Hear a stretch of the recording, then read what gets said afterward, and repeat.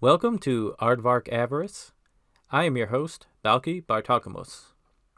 This podcast is brought to you by Master Bait and Tackle. You can't beat their bait. They offer private lessons and specialized equipment. That's Master Bait and Tackle. Hold tight and don't let go.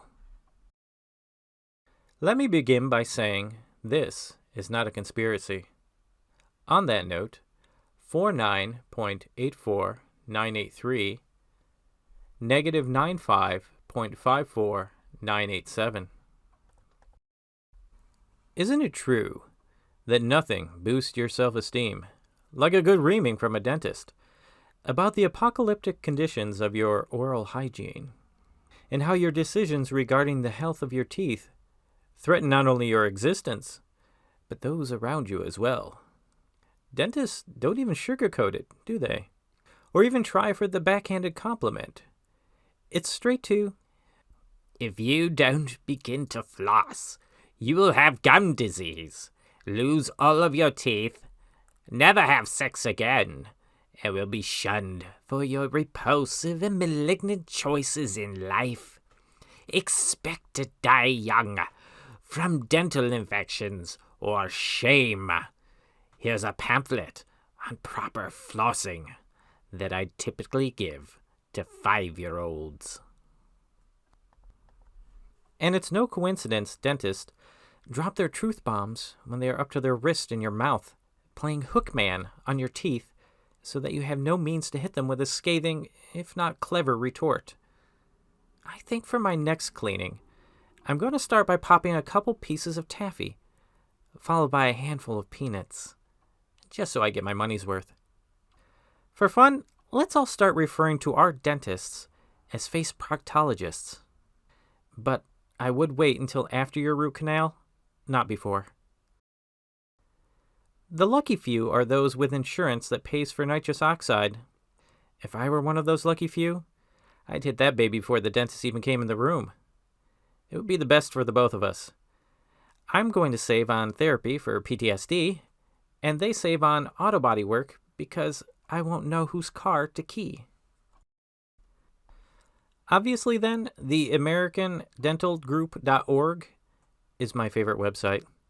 It's where I go when wearing burlap undies and self-flagellation are not enough mortification of the flesh for my penance. Actually, I blame Google. I put in a search for COVID teeth, and Larry Page directed me to a 2020 blog article on 3 oral hygiene tips during the coronavirus pandemic. Don't ask me why I was looking up COVID teeth. Let me just say, it has nothing to do with Bette Midler, bath salts, auto brewery syndrome, or open concept design. But for your information, there is such a thing as COVID teeth, as well as COVID ear, COVID toes, and COVID nails. Look them up at your leisure. Blogger Derek Packard gives us 3 gems for COVID oral health, as recommended by Lawrence Fung, DDS, founder of Silicon Beach Dental. Dr. Fung suggests fluoride mouth rinse, gum stimulation, and teeth whitening. I'd like to address each one of these individually, with the enthusiasm of Jerry Seinfeld sharing the stage with Bobcat Goldthwait. Here's a fact that is supportive of fluoride rinses, albeit utterly boring. Studies show that fluoride rinse prevents nearly 25% of tooth decay in children and adults. Now, while I'm typically all for anything that increases the health of individuals, toothy health included, in this instance, I have to say, I don't care. Here's another tidbit. Fluoride is so effective at preventing tooth decay that the Center for Disease Control and Prevention named it one of the great public health achievements of the 20th century. And my response to that? Big whoop. Did you know that 164 million work hours are lost to dental-related illness each year? Yada, yada, yada. Fluoride is a natural mineral found in many foods and present throughout nature. Yeah, and so is arsenic. But you won't see me gargling that anytime soon. Okay, here's the dealio, Emilio Estevez. I've read the statistics. I've seen all the benefits and the number of teeth that have been saved thanks to fluoride.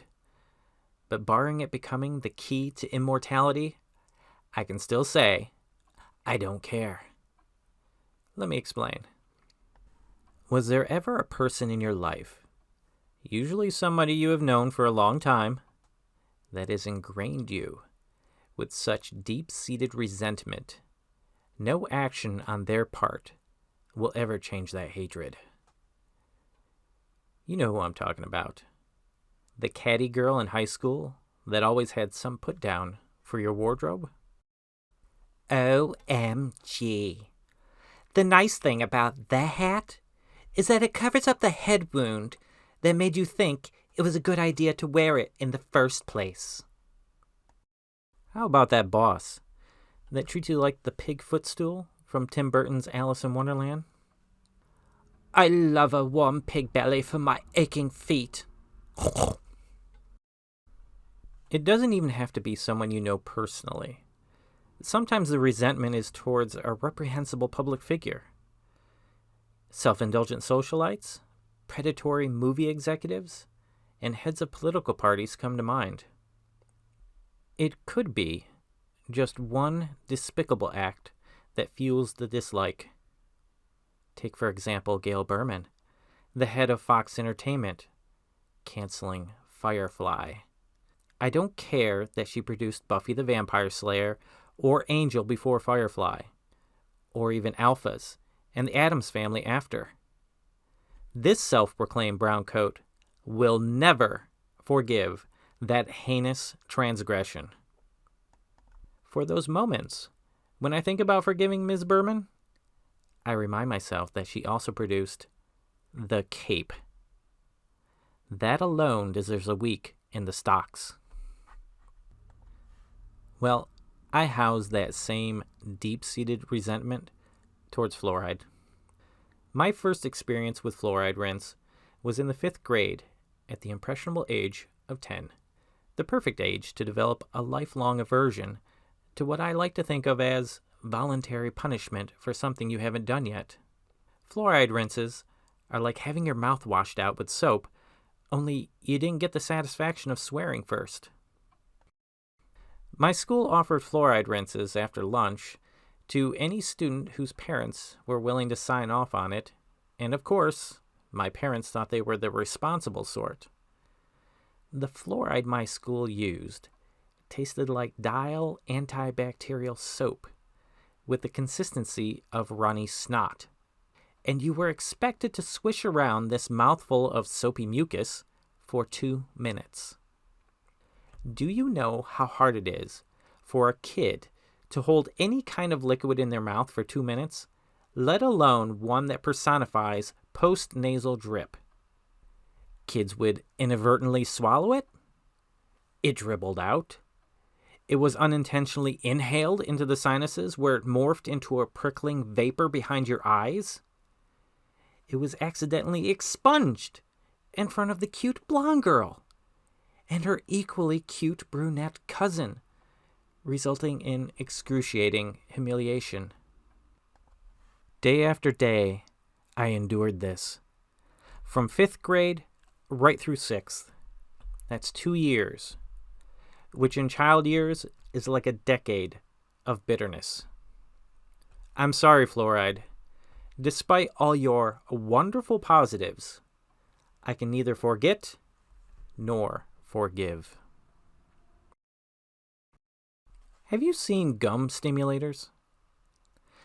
They're a thin metal tool, hooked at the end, with a pointed metal or rubber tip. I think of them as something an alien would use to probe your orifices after an extraterrestrial abduction. Just imagine a typical gray alien with a big head, giant bug eyes, and a little baby mouth, fishing around your belly button with that thing. Now, don't read too much into this, but I actually don't have a problem with gum stimulators. After reading up on them, I'm thinking of buying one myself. They're about $10 on Amazon. Now, this has nothing to do with my previous reference to alien probes. I don't have exophilia or an alien fetish. Sure, I was and still am an X-Files uber fan. I have seen a UFO, 3 of them to be specific, and once I stood in the middle of a crop circle. But I'm right there with Stephen Hawking in believing aliens, should they exist, can just stick to their corner of the universe. We don't need a real-life version of Independence Day, War of the Worlds, or killer clowns from outer space, which in my mind is much more likely than E.T. No, the idea of giving my gums a little massage sounds appealing. Like a little thank you for all the hard work they do. Gums deserve some recognition. They're not exactly the Emma Stone of the body, the darlings of anatomy. Gums are wet, lumpy, and not really an appealing color, like naked mole rats. Given the things I put in my mouth, I think gums deserve a little TLC. Plus, rubbing my gums has an unusual calming and pleasant sensation, like massaging the tips of the ears. We'll leave unusual tactile hotspots for another day and move on. That brings us to teeth whitening. Hey, Dr. Fung. Way to teeth shame me. Here is what Dr. Lawrence Fung says about teeth whitening. I'm going to use a voice which I assume is exactly the way he sounds. Treat yourself in this difficult time with a little visual upgrade. After all, haircuts, manicures, and all the rest have been sacrificed, so it's the least you can do. Buy some at-home whitening strips. Crest makes a good one. Get it shipped to your home or apartment and do that touch-up. We'll be back together again with masks off at some point, and you'll want to have a smile that shines for all occasions. So let's put this in perspective. After a quick surf of Dr. Fung's website for his clinic Silicon Beach Dental, I began to wonder if Fung shares the same web designer as Perez Hilton. I also am unsure if I was visiting a dental website or a promo site for a modern art boutique in Soho. If you are concerned about his credentials, don't worry. There is an as seen in blip that lists Teen Vogue, the New York Post, Pop Sugar, and Bridal Pulse as endorsements, among some others.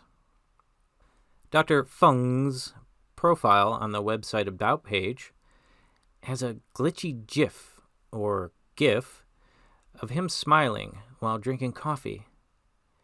And then he checks his watch on the hand holding his coffee mug. Spillage ensues, and he gives us an "aw shucks" expression. Okay, it's cheesy physical comedy, but I can dig that.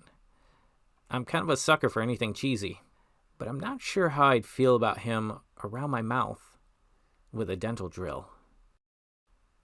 He's a youngish-looking fella who apparently likes wearing a simple white t-shirt with a pocket that is in desperate need of Downy to cure its half-washed ailment. Fung makes me think of an America's Got Talent reject that somehow garners a large social media following based on extreme awkwardness and an overabundance of positive energy despite that awkwardness. Silicon Beach Dental reminds me of a health clinic I visited that had no problem treating cosmetic surgery as the norm.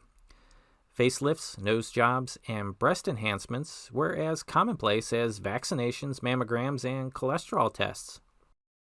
The website didn't list services, but I wouldn't be surprised that crowns and veneer that give you Hollywood smiles are as common as cleanings and cavity repair. Teeth whitening, after all, is the Botox of dentistry. Why don't you get with the times, Dr. Fung, and hop on that self-love train? The whole point is to be happy with the person that you are. If a person's teeth look like kernels of corn, so be it. You know what? Who am I to judge? Truthfully, if I wasn't reliant on basic health insurance, I might be inclined to a little image tidying. I think with some teeth bleaching, a couple bicep and butt implants, a little lipo around the midriff, and heaps of Rogaine, I would be the spitting image of Brad Pitt. Maybe we talk about loving ourselves just the way we are because that's more positive than being ticked off because we don't have enough money to sculpt ourselves the way Snapchat filters make us look. Incidentally, Silicon Beach Dental reported on their website that in-house whitening has increased to $750.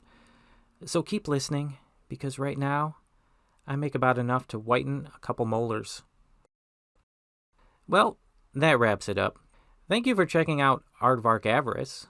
I want to mention again our sponsor, Masturbate and Tackle, who believe that life is better with a rod in your hand. I couldn't agree more. Until next time, I'm Barry Bostwick saying, be safe, be kind, and enjoy the Gouda. Adios.